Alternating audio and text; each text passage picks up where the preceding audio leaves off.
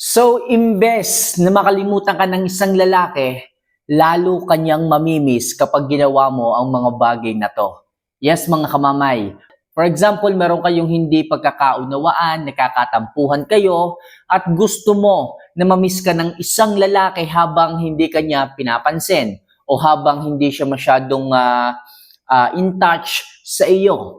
Okay, so may mga bagay kayong dapat gawin mga kamamay upang mamiss kayo ng isang lalaki. So kailangan nyo lang po mga kamamay is maayos nyo po itong mai-execute o magawa para sa ganon, imbes na makalimutan ka ng isang lalaki, lalo kanyang hahanap-hanapin at mamimiss. Kaya mga kamamay, wag din natin ito masyadong patagalin.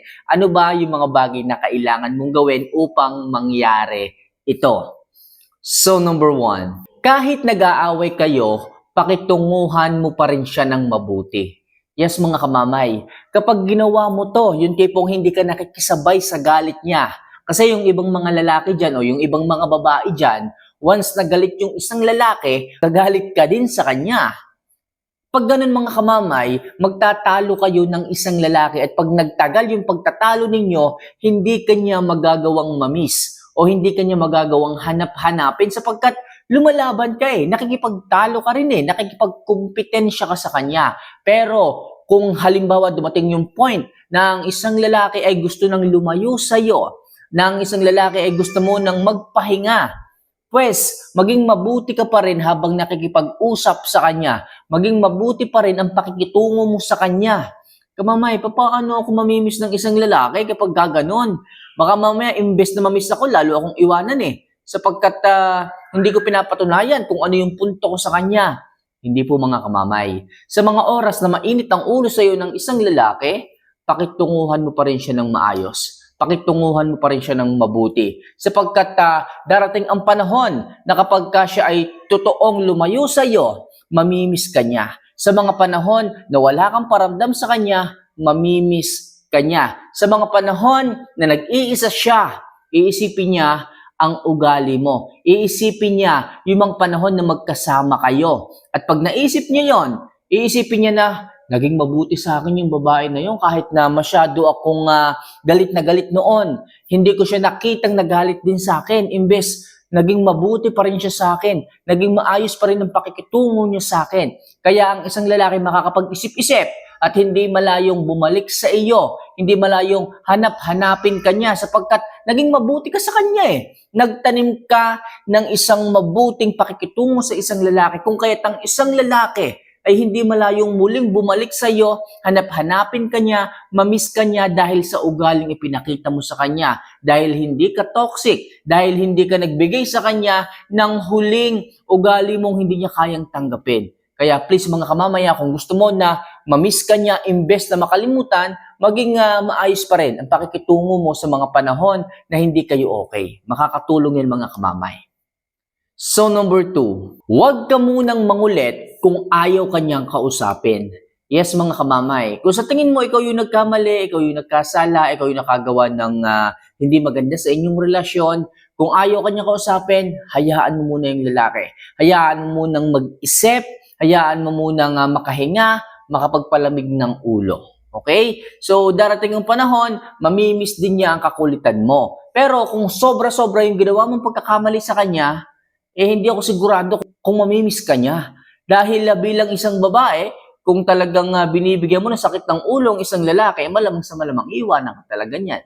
Hindi na yung babalik sa iyo. Pero gaya nga nasabi ko sa inyo kanina, kung ikaw yung babaeng maayos makitungo sa kanya, maayos ang pakikisama sa kanya, darating ang panahon, mga kamamay, marirealize siya ng isang lalaki. At sa mga panahon na ayaw kanyang kausapin at maganda ang pakikitungo mo, doon siya mag-iisip. Dahil mayroon kang magandang nakaraan, mayroon kang magandang ginawa sa kanya, kung kaya't ang isang lalaki ay imbes na makalimutan ka, ay kanya-kanyang mamimiss at iisipin.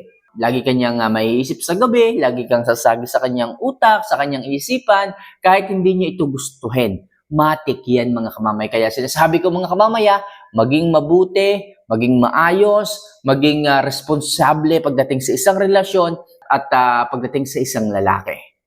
So next, mag-post ng pangmadiinang mga larawan sa social media.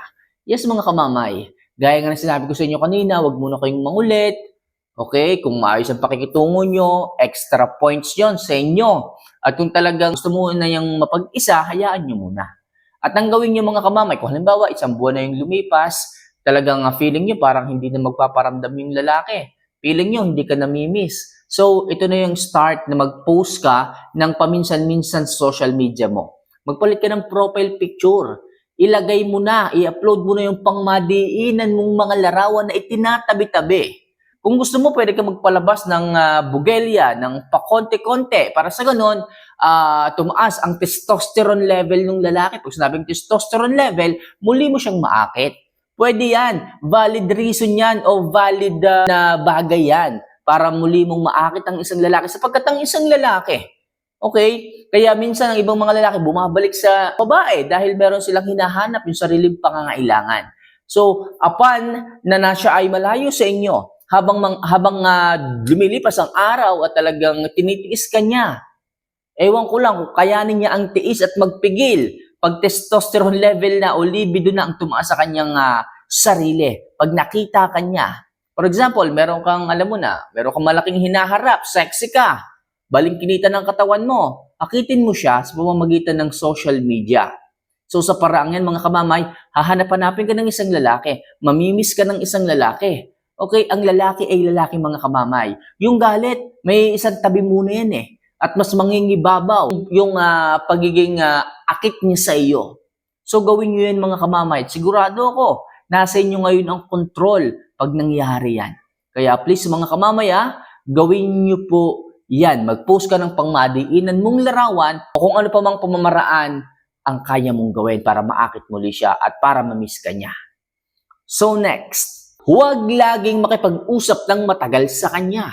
Oo mga kamamay, sabi ko nga kanina sa inyo kung ayaw kanya kausap, hayaan nyo muna. Darating ang panahon na mamimiss ka niya, hahanap-hanapin ka niya, dahil sa maayos ka naman, maganda naman yung pakikisama mo, pakikitungo mo. Okay? So ngayon, pag nagme-message na siya, dahil naakit siguro sa pinost mong larawan, huwag ka munang makikipag-usap ng sobrang tagal sa kanya. Huwag ka munang bababad, baka mamaya, bawat tanong ng lalaki, sagot mo rin. Tapos bawat isang tanong, 5 reply. Huwag ganun. Huwag 5 reply agad. Bitinin nyo muna ang isang lalaki. Hayaan yung maghabol siya. Hayaan yung muling manumbalik yung eagerness niya para makuha ka. Okay, gagamitin natin dito lahat ng paraan. Kahit katawan mo, o magpaganda ka, o kahit ano pa man. Okay, kung sa tingin mo, nagbe-message na siya, tumatawag na siya, huwag mo munang sagutin. O kung magre-reply ka, huwag mo munang pakahaba ng reply. Hayaan mong maintrigang isang lalaki.